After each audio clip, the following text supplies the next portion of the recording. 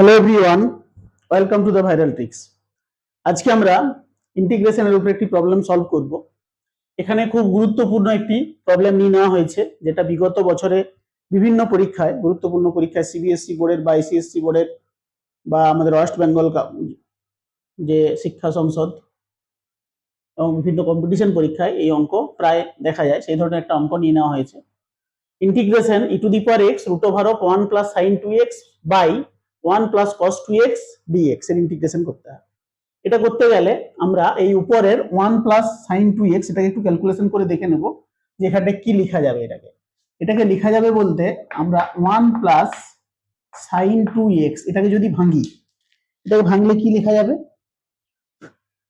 এটাকে লেখা যাবে এই 1 এর জায়গায় লেখা যাবে sine square X plus cos square X, কারণ sine square theta plus cos square theta সমান 1 হয়, প্লাস সাইন 2x এর সূত্র হচ্ছে 2 সাইন এক্স কস এক্স।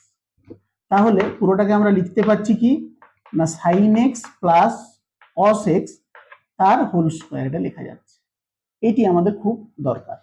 তাহলে এটাকে আমরা লিখবো integration E to the power x root over of, এখানটাই হয়ে যাবে sine x plus cos X এর হোল স্কোয়ার, আর নিচটাতে হয়ে যাবে কি না 1 প্লাস কস 2x।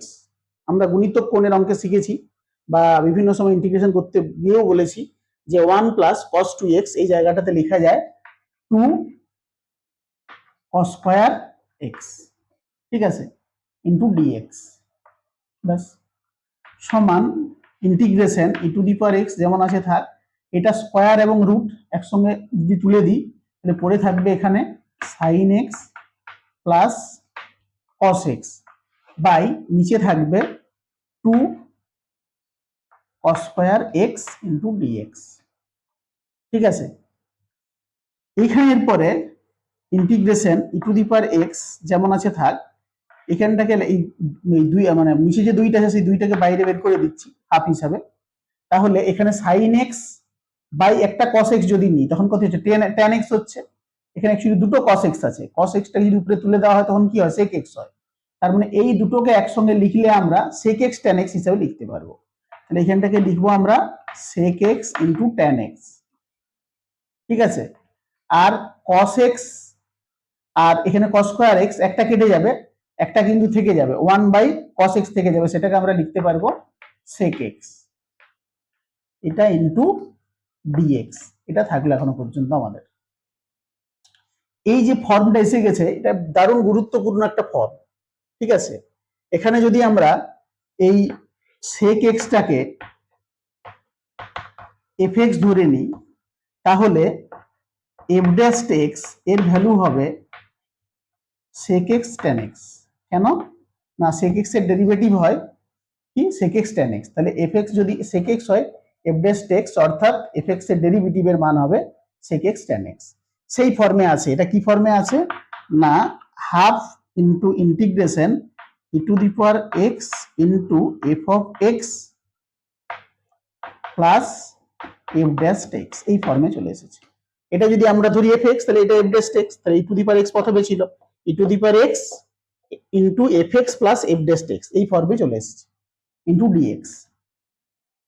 জায়গাটা একটু কম হয়ে গেছে, এখানে লিখে দিলাম ছোট্ট করে, ঠিক আছে।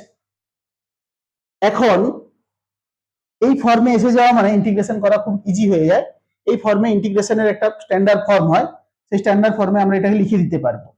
যদি কোনো integration E to the power X into F X plus F dash x ফর্মে থাকে, তার ইন্টিগ্রেশন হয় কি, তার ইন্টিগ্রেশন হয়, ইন্টিগ্রেশন চিহ্নটা দেবো না যেহেতু ইন্টিগ্রেশন করে দিচ্ছি, তার ইন্টিগ্রেশন হয় E to the power X into F X, এটা হয়ে যায় তার ইন্টিগ্রেশন, প্লাস সি কনস্ট্যান্ট হিসাবে থাকবে।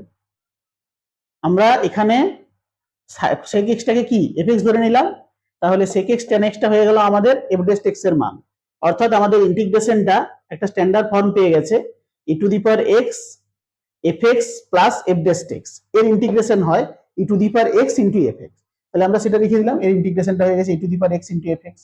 আমাদের তো এফ এক্স থাকেনি, মানটা বসিয়ে দিতে হবে, তাহলে half into E to the power x, আমরা এফ এক্স কাকে ধরেছিলাম সেক এক্স প্লাস সি, এইটা হয়ে যাবে আমাদের সঠিক উত্তর।